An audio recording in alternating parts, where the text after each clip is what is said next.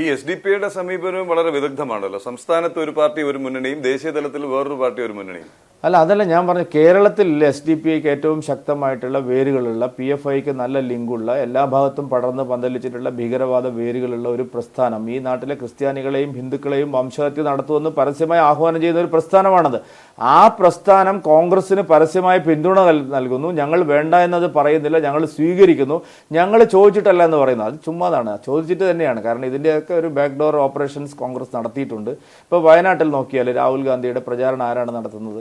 എല്ലാം കോൺഗ്രസിലെ പഴയ സിമി, ജമായത്തെ ഇസ്ലാമി നേതാക്കളാണ്. അവരുടെ ഒരു അജണ്ടയ്ക്ക് അനുസരിച്ചാണ് രാഹുൽ ഗാന്ധിയുടെ രാഷ്ട്രീയം കേരളത്തിൽ പ്രയോഗിക്കുന്നത്.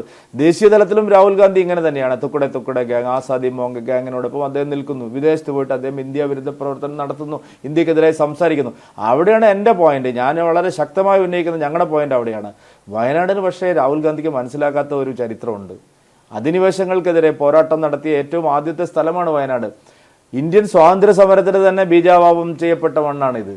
വീരകേരളവർമ്മ പഴശ്ശിത്തമ്പുരാനാണ് ഇന്ത്യൻ സ്വാതന്ത്ര്യ സമരത്തിന് ബീജാവാപം നൽകിയത്.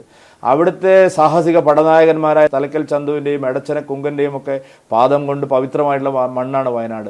നോക്കൂ, ടിപ്പുവിൻ്റെ പടയോട്ടത്തെ നെഞ്ച് വീരിച്ച് നിർത്തി തടയാൻ ആദ്യം ഇറങ്ങിയ മണ്ണാണ് വയനാട്. അവിടെ അധിനിവേശങ്ങൾക്കെതിരെ, ഇന്ത്യ വിരുദ്ധതയ്ക്കെതിരെ പോരാടി, സ്വാതന്ത്ര്യത്തിന് മുമ്പ് തന്നെ പോരാടിയ ഒരു വലിയ ചരിത്രമുണ്ട്. ആ മണ്ണിലാണ് രാഹുൽ ഗാന്ധി വൈദേശിക നിലപാടുകളായിട്ട് വരുന്നത്. ഇന്ത്യക്കെതിരെ അവിടെ പോയി സംസാരിക്കുകയാണ്. വിദേശ രാജ്യങ്ങളിലെല്ലാം ചൈനയ്ക്കും പാകിസ്ഥാനും അനുകൂലമായിട്ടുള്ള നിലപാടെടുക്കുകയാണ്. അവരെ കൂടെ നിൽക്കുന്നവരെ അർബൻ നക്സലുകൾ, രാജ്യദ്രോഹികൾ, തീവ്രവാദികൾ, അവരുടെയൊക്കെ ലീഡറായിട്ട് രാഹുൽ ഗാന്ധി മാറിയിരിക്കുകയാണ്. അപ്പം ഞങ്ങളിതൊരു ഐഡിയോളജിക്കൽ വാറാണ്. ഇതൊരു രാഹുൽ ഗാന്ധി കഴിഞ്ഞ തവണ ഇത്ര ഭൂരിപക്ഷം കിട്ടി, അതുകൊണ്ട് BJPക്ക് അത് കുറവ്, അങ്ങനെയൊന്നുമല്ല. ഇതൊരു ആശയപരമായ യുദ്ധമാണ്. ഞങ്ങൾക്ക് ആ നെറേറ്റീവ്, സത്യസന്ധമായ നെറേറ്റീവ് ജനങ്ങളിലേക്ക് എത്തിക്കാൻ കഴിയുന്നുണ്ട്. ഞങ്ങളുടെ ഈ വാദം, BJP NDA ഉയർത്തുന്ന ഈ വാദമാണ് യഥാർത്ഥത്തിൽ അവിടെ ചർച്ച ചെയ്യുന്നത്. പിന്നെ ഇറലവൻസ്, ഇത്രയും ഒരു പരിഹാസ്യമായിട്ടുള്ള ഒരു മത്സരം നടന്നിട്ടുണ്ടോ? ഇന്ത്യയിൽ എവിടെയെങ്കിലും മത്സരിക്കുന്ന ഒരു സ്ഥാനാർത്ഥി, അതായത് എതിരായി മത്സരിക്കുന്ന ഒരു സ്ഥാനാർത്ഥി തൊട്ടടുത്ത എതിരാളിയോട് ചോദിക്കുകയാണ്, ദയവായിട്ട് ഇവിടെ വരരുത്, നമ്മളെല്ലാം സുഹൃത്തുക്കളാണ്, നമ്മൾ എന്തിനാണ് പരസ്പരം മത്സരിക്കുന്നത്? ആനി രാജ രാഹുലിനോട് അപേക്ഷിക്കുകയാണ്. ആനി രാജയുടെ ഭർത്താവാണെങ്കിൽ ദില്ലി പോയിട്ട് കെജ്രിവാളിന്റെ റാലിയിൽ കെട്ടിപ്പിടിക്കുകയാണ്. അവിടെ കെട്ടിപ്പിടുത്തം, ഇവിടെ പിന്നെ മത്സരം. ഇതിന്റെ പരിഹാസ്യത, ഇതിന്റെ എന്താ പറയുക, ഒരു തരത്തിൽ പറഞ്ഞാൽ മോക്കറി ജനങ്ങൾക്കിട്ട് വളരെ ശക്തമാണ്. എന്തിനാണ് ഇവർ പരസ്പരം മത്സരിക്കുന്നത്? IND മുന്നണിയിലെ രണ്ട് കക്ഷികൾ എന്തിനാണ് പരസ്പരം മത്സരിക്കുന്നതെന്ന് അവരുടെ അനുയായികൾ തന്നെ ചോദിക്കുകയാണ്. അതുകൊണ്ട് മത്സരം ആശയപരമാണ്. പോരാട്ടം NDAയും ഇന്ത്യ മുന്നണിയും തമ്മിലാണ്. അതുകൊണ്ട് ഇതിൽ സത്യത്തിന്റെ ഭാഗത്ത്, ധർമ്മത്തിന്റെ ഭാഗത്ത്, വികസനത്തിന്റെ ഭാഗത്ത് മോദി നിൽക്കുന്നു. മോദിയുടെയും അദ്ദേഹത്തിന്റെ പടയാളികളും ഒരു വശത്ത്, രാഹുൽ ഗാന്ധിയും അദ്ദേഹം നേതൃത്വം നൽകുന്ന രാജ്യവിരുദ്ധ ശക്തികളെല്ലാം മറുവശത്ത്.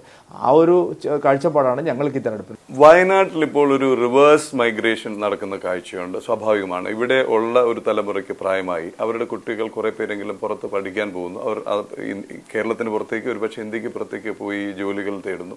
അവർ തിരികെ നാട്ടിൽ വന്നാൽ പോലും അവർ നല്ല ലിവിങ് സ്റ്റാൻഡേർഡ്സ് ഉള്ള സ്ഥലങ്ങളിലേക്ക് മാറുന്നു. പക്ഷെ ഇതിനെ തടഞ്ഞ് ഇവിടെയുള്ളവർക്ക് ഇവിടെ തന്നെ നല്ല ജീവിത സാഹചര്യം, നമ്മൾ ആദ്യം തന്നെ പറഞ്ഞ പല ഘടകങ്ങൾ, ആരോഗ്യവും വിദ്യാഭ്യാസവും അടക്കമുള്ള, അതിന് ഒരു പദ്ധതിയും ഒരു സ്വപ്നവും അങ്ങനെ. തീർച്ചയായിട്ടും ഞാൻ ഒരു വളരെ നല്ലൊരു പ്ലാനുമായിട്ടാണ് വന്നിരിക്കുന്നത്. വെറുതെ വന്ന് മത്സരിച്ച് പോകാന്നുള്ള പതിവ് എനിക്കില്ല, പാർട്ടിക്കും ഇല്ല. വയനാട് നിരവധി പ്രശ്നങ്ങളുണ്ട്. കാരണം അത് പരിഹരിക്കാനുള്ള കാര്യമായിട്ടുള്ള ശ്രമങ്ങൾ ആവശ്യമുണ്ട്. ഉദാഹരണത്തിന് വയനാട് നല്ല പ്രകൃതി രമണീയമായ നല്ല കാലാവസ്ഥയുള്ള ഒരു സ്ഥലമായിരുന്നു.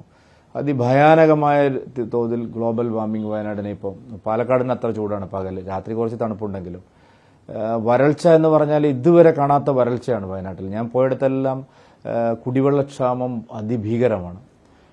ഇത്തവണ കാപ്പിക്ക് നല്ല വിലയുണ്ട്. വയനാട്ടിലെ ഒരു പ്രധാനപ്പെട്ട കൃഷിയാണ് കാപ്പിക്ക്. പക്ഷേ കാപ്പിക്ക് സർവ്വകാല റെക്കോർഡാണ് ഇത്തവണ വില. പക്ഷേ കാപ്പി പിന്നെ പൂത്ത ഉടനെ തന്നെ കരിഞ്ഞു എല്ലാം. നമുക്ക് സ്പ്രിംഗ്ലർ ചെയ്യാൻ പറ്റുന്നില്ല പല ആൾക്കാർക്കും. കർഷകരാകെ ദുരിതത്തിലാണ്. ആരും അവരെ ശ്രദ്ധിക്കുന്നില്ല. ഞാൻ ആദ്യമേ പറഞ്ഞല്ലോ, ഇഷ്യൂസ് ധാരാളമുണ്ട്. അവരെ കേൾക്കാൻ ആളില്ല. കാരണം ഇവിടെ ഒരു MP ഇല്ല, MLA മാരില്ല, സർക്കാരാണെങ്കിൽ ഇവിടെ ഒന്നും തിരിഞ്ഞു നോക്കുന്നില്ല. കേരള ഗവൺമെന്റിന്റെ അവസ്ഥ എല്ലാവർക്കും അറിയാലോ. അപ്പോൾ അവിടുത്തെ ഈ പ്രശ്നങ്ങളുണ്ട്, കുട്ടികൾക്ക് ഉള്ള പോഷകത്തിന്റെ പ്രശ്നങ്ങളുണ്ട്, ആരോഗ്യ പ്രശ്നങ്ങളുണ്ട്. നല്ലൊരു മെഡിക്കൽ കോളേജ് തുടങ്ങുന്നു എന്ന് പറഞ്ഞു തുടങ്ങി. പക്ഷെ അവിടെ ഒരു ഫെസിലിറ്റി ഇല്ല. ആ മെഡിക്കൽ കോളേജ് പൂട്ടിക്കിടക്കുകയാണ്. പിന്നെ നല്ല വിദ്യാഭ്യാസ സ്ഥാപനങ്ങളിൽ നമ്മുടെ കുട്ടികൾ പുറത്ത്, അന്യ സംസ്ഥാനങ്ങളിൽ ഒരു റെയിൽ കണക്ടിവിറ്റി ഇല്ല, ഒരു എയർ സ്ട്രിപ്പ് ഇല്ല, പിന്നെ ഇത്രയധികം കാർഷിക സമൃദ്ധമായ ഒരു ജില്ലയാണ്. നാണ്യവിളയുണ്ട്, അല്ലാത്ത വിളകളുണ്ട്.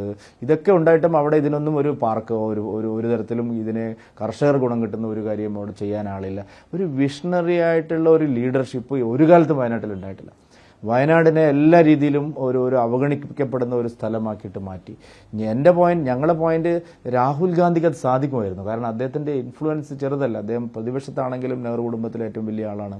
അദ്ദേഹത്തിന് ഇന്ത്യക്കകത്തും പുറത്തും അത്ഭുതകരമായിട്ടുള്ള ബന്ധങ്ങളുണ്ട്. കൂടുതൽ സമയം അദ്ദേഹം പുറത്താണ്. പക്ഷെ ഇതൊന്നും അദ്ദേഹം ഉപയോഗിച്ചില്ല.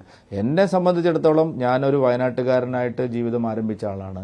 വയനാട്ടിലെ ആവശ്യങ്ങൾ എനിക്കറിയാം, പ്രശ്നങ്ങൾ എനിക്കറിയാം. എല്ലാത്തിനും പരിഹാരം കാണാനുള്ള കൃത്യമായിട്ടുള്ള ഒരു പാക്കേജുമായിട്ടാണ് ഞാൻ വന്നിരിക്കുന്നത്. അതിൻ്റെ ഒരു ചർച്ചയാണ് അവിടെ നടന്നുകൊണ്ടിരിക്കുന്നത്. ഞാനിപ്പോൾ വ്യാപാരി വ്യവസായികൾ, അതുപോലെ ചേംബർ ഓഫ് കോമേഴ്സ്, ടൂറിസ്റ്റ് സംഘടനകൾ, ടൂറിസം സംഘടനകൾ, അവരൊക്കെ ആയിട്ട് ഞാൻ സംസാരിച്ചു. അവരൊക്കെ ഒരു പ്രതീക്ഷ, മോദിക്ക് മാത്രമേ ഇനി വയനാടിനെ രക്ഷിക്കാൻ കഴിയൂ. അപ്പോൾ മോദിയുടെ ഡെവലപ്മെന്റ് മോഡൽ വയനാടിനെ ആസ്പിറേഷൻ ജില്ലയായി തന്നു. അത് സോഷ്യൽ സെക്ടറിൽ വലിയൊരു വിപ്ലവം ഉണ്ടാവും അടുത്ത കുറച്ച് കാലങ്ങൾ കൊണ്ട്. അതോടൊപ്പം വയനാടിൻ്റെ ഇൻഫ്രാസ്ട്രക്ചർ, കാരണം റോഡും കണക്ടിവിറ്റിയും റെയിലും അതൊന്നും ഇല്ലാതെ നമുക്ക് അവിടേക്ക് എത്താൻ സാധിക്കും.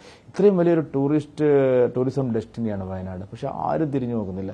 വയനാട് എന്തുമാത്രം സാധ്യതകളുള്ള ഒരു സ്ഥലമാണ്.